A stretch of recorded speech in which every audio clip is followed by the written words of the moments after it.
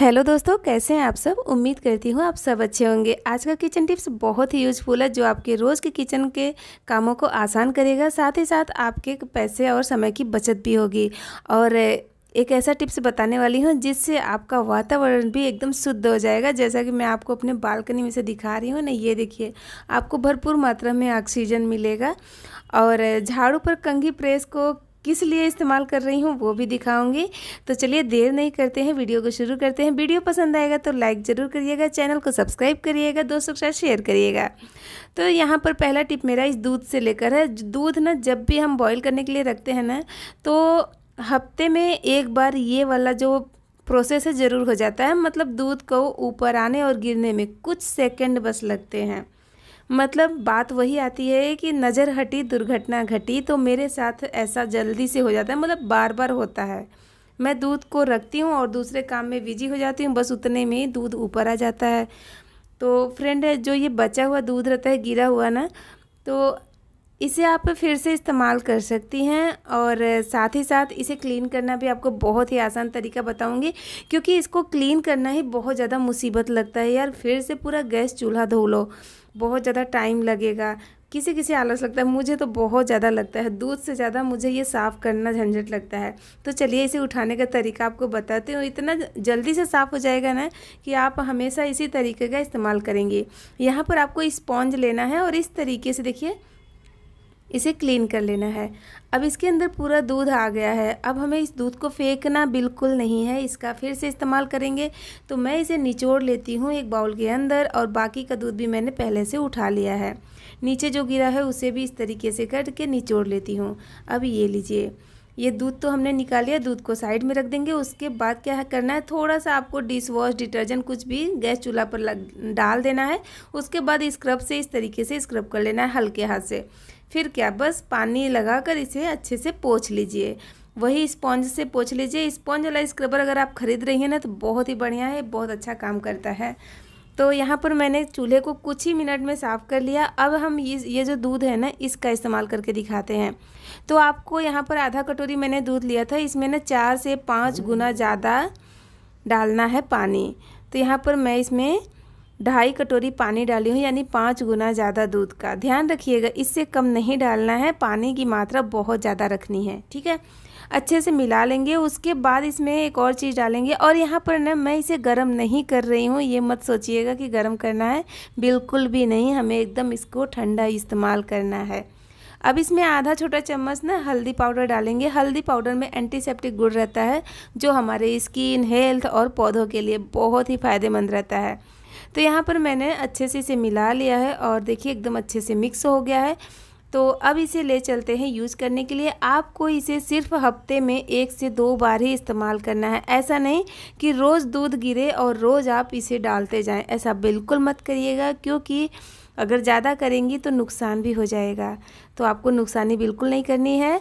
आप जो अपने बालकनी में पौधे लगाई हैं, ज़मीन पर लगाई हैं, गमले में लगाई हैं, उसमें इसे डाल दीजिए। एकदम हरा भरा रहेगा, फूल पत्ते बहुत ही स्वस्थ रहते हैं।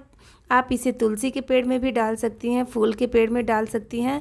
यकीन मानिए फ्रेंड, ये बहुत ही बढ़िया काम करता है आपके पौधों के लिए, और हमारा वातावरण भी शुद्ध रहता है। तो आप इसे ट्राई ज़रूर करिएगा। अगला टिप मेरा कंघी को लेकर है। जब भी हम नया कंघी लेके आते हैं ना, तो इसका जो ये कॉर्नर रहता है ना, बहुत ही ज़्यादा साफ रहता है, और ये नुकीला होने की वजह से बहुत ज़्यादा हमारे सर में चुभता है, लगता है। तो हम सोचते हैं इसे कैसे यूज करें कि लगे नहीं। तो उसके लिए ना आप क्या करें, एक नेल पेंट ले लें और इसके ना नुकीले वाले हिस्से पर इस तरीके से लगा दें। आप किसी भी कलर का ले सकती हैं, या फिर अगर आपके पास कंघी के कलर का है या ट्रांसपेरेंट है तो आप वो इस्तेमाल करें, ज़्यादा अच्छा रहेगा, दिखेगा नहीं। 5 मिनट के लिए रख दे, जब सूख जाएगा कंघी इस्तेमाल करें, बिल्कुल भी आपको सर में नहीं लगेगा। जब भी हम बिंदी लगाते हैं ना, तो अगर बिंदी पत्ते में ज़्यादा टाइम तक रह जाती है ना, तो ये प्रॉब्लम आपने बहुत ज़्यादा फेस किया होगा। अभी तो यहाँ पर जो मेरे पास बिंदी है ना, ये प्लास्टिक के ऊपर चिपकी है। आपने देखा होगा कुछ बिंदी रहती है जो डायरेक्ट पेपर पर ही चिपकी रहती है, तो उसे जब हम निकालते हैं ऐसे ना, तो उसके साथ में पेपर भी फट के आ जाता है। मतलब गोंद आता ही नहीं है, पेपर ही फट जाता है। तो अगर आपके साथ ऐसा हो रहा है और आपके पास वही बिंदी है, तो आप इसे ट्राई कर सकती हैं। तो आपको क्या करना है, बिंदी को निकालने से पहले ही बिंदी के पत्ते को ना फ्रिज में रख देना है 2 मिनट के लिए। तो यहाँ पर मैं फ्रीज़र में रख रही हूँ, 2 मिनट में ये ठंडा हो जाएगा। अगर फ्रिज में रख रही हैं तो 5 मिनट के लिए रख दीजिएगा। अब हम इसे 2 मिनट में निकाल लेंगे। उसके बाद जब आप ना बिंदी को निकालेंगी ना तो पेपर फट के नहीं आएगा, सिर्फ ग्लू और बिंदी ही आएगा हाथ में, यानी इस तरीके से क्लीन बिंदी आपको मिल जाएगा। तो ये आइडिया बहुत ही यूजफुल है। आप बताइएगा कैसा लगा, कमेंट करके ज़रूर बताइएगा कि सारे आइडिया में से कौन सा आइडिया आपको ज़्यादा अच्छा लगा, मुझे खुशी होगी। अब अगला टिप मेरा झाड़ू को लेकर है। फ्रेंड, जब भी हम झाड़ू नया नया लेके आते हैं ना तो उसमें से फूल बहुत ज़्यादा निकलता है। और यहाँ पर देखिए, ये जो झाड़ू है ना ये काफ़ी पुराना है, मतलब 3 महीने तो लगभग हो ही गए हैं, मगर फिर भी झाड़ू में से फूल गिरते ही रहता है। क्योंकि मैंने ये वाला टिप ना इसके ऊपर ट्राई नहीं किया। बहुत ही बढ़िया ये रहता है। अगर आप एक बार कर लेंगे ना तो आपको ये झंझट फेस नहीं करना पड़ेगा। ये जो मुश्किल काम है ना आसान हो जाएगा। फ्रेंड, आपने देखा होगा कि जो झाड़ू में से फूल है ना वो काफ़ी टाइम तक गिरते रहता है। जितना घर साफ़ नहीं होता उससे ज़्यादा गंदा ही हो जाता है।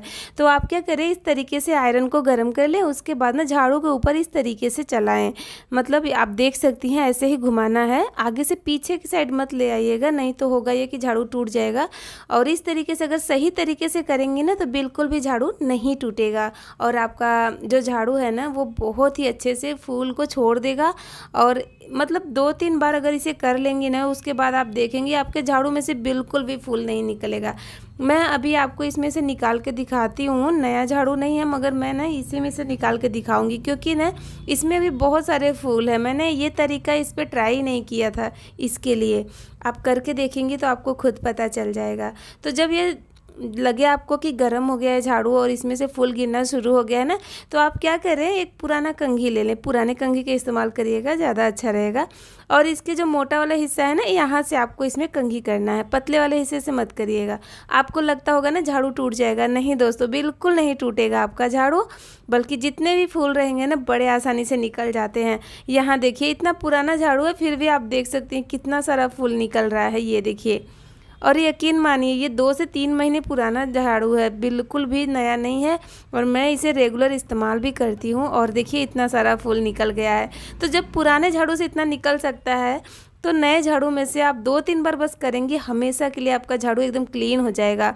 अच्छा, झाड़ू बहुत जल्दी टूटता है, बहुत लोगों का शिकायत रहता है ना कि झाड़ू जल्दी टूट जाता है, किनारे से बहुत जल्दी जल्दी निकलता है। तो आपको एक बढ़िया ट्रिक बताती हूँ जिससे आपका झाड़ू ना सालों क्या 2 साल 3 साल तक चल जाएगा, बिल्कुल भी नहीं टूटेगा। ज़्यादातर झाड़ू ना यहाँ से टूटता है, जहाँ पर ये तार से बंधा रहता है ना वहीं से। तो उसे अगर सील कर देंगी ना तो बिल्कुल भी झाड़ू नहीं टूटता है। तो आपको क्या करना है, इस तरीके से एक पॉलीथीन ले लेना है, पतला वाला पॉलीथीन लीजिएगा और ज़्यादा जाड़ा वाला मोटा वाला मत लीजिएगा, ठीक है। और उसे ना इस तरीके से फोल्ड करना है लंबाई में, जैसा मैं वीडियो में दिखा रही हूँ आपको वैसे ही करना है दोस्तों। तो यहाँ पर देखिए मैंने ना 2 से 3 बार इसे फोल्ड कर दिया है। अब इसका जो किनारे वाला भाग है ना, जो हैंडल वाला हिस्सा रहता है ना, उसे आपको पहले झाड़ू पर इस तरीके से लगाना है। ये देखिए ऐसे, ध्यान से देखिएगा, वीडियो एकदम आसान है इसे करना, बिल्कुल भी मुश्किल नहीं है। चलिए अब इस तरीके से आपको लगाना है। उसके बाद ना इसे टाइट लपेटना है, थोड़ा टाइट करके लपेटिएगा, ऐसा एकदम ढीला मत छोड़िएगा। टाइट रहेगा जितना उतना अच्छे से ये फिक्स होगा। अब यहाँ पर जो एंड वाला पार्ट है इसे हमें चिपकाना है। तो आयरन को गर्म करिए हल्का सा और इस तरीके से इस पर चिपकाइए, बहुत ही अच्छे से सील हो जाता है दोस्तों। इतना अच्छे से ये चिपक जाएगा ना कि आपको लगेगा ही नहीं कि आपने खुद इसे अपने हाथों से बनाया है। और फिर झाड़ू को राउंड राउंड घुमाते जाएं और इसे अच्छे से चिपकाते जाएं, ये एकदम झाड़ू में फिक्स हो जाएगा। अगर हैंडल के कलर का पॉलीथीन है तो और भी अच्छा है, मगर पॉलीथीन पतला लेंगी तभी काम होगा, ज़्यादा मोटा वाला मत लीजिएगा, ठीक है। चलिए उम्मीद करती हूँ ये आइडिया भी आपको अच्छा लगा होगा। चलिए देखते हैं बैंगन में जो माचिस की काड़ी रहती है, यानी माचिस की तीली रहती है, उसे लगाने से क्या होता है। तो फ्रेंड, हम बैंगन को जब हम लेते हैं तो हम इसे भूनते हैं भरता वगैरह बनाने के लिए। यूपी बिहार से जो होंगे उनको पता होगा बैंगन का भरता, चोखा और बाटी यानी लिट्टी जिसे बोलते हैं। बहुत ही टेस्टी लगता है। मतलब मेरे घर में तो बहुत ज़्यादा पसंद किया जाता है। अच्छा, कौन कौन पसंद करता है और कौन कौन यूपी बिहार से है मुझे कमेंट करके ज़रूर बताना। तो इस तरीके से ना आप बैंगन को अच्छे से धो लें, फिर तेल लगा लें। तेल लगाने से बैंगन जल्दी भुन जाता है, छिलके भी आसानी से निकल जाता है उसका। तो आप ना इसे तीली को इस तरीके से लगा कर उसके बाद लहसुन को इसके अंदर डालेंगी ना, तो लहसुन बहुत ही आसानी से इसके अंदर चला जाएगा। अच्छा, लहसुन को डालते टाइम ध्यान रखना है उसके पीछे वाले हिस्से को पहले डालिएगा, तो बड़ी आसानी से इसके अंदर चला जाएगा। कभी कभी चाकू वगैरह नहीं मिलता है ना, तो आप ना इस माचिस के तीली से भी ये काम कर सकती हैं। वीडियो अच्छा लगा है तो लाइक करें, शेयर करें और चैनल को सब्सक्राइब जरूर से करें।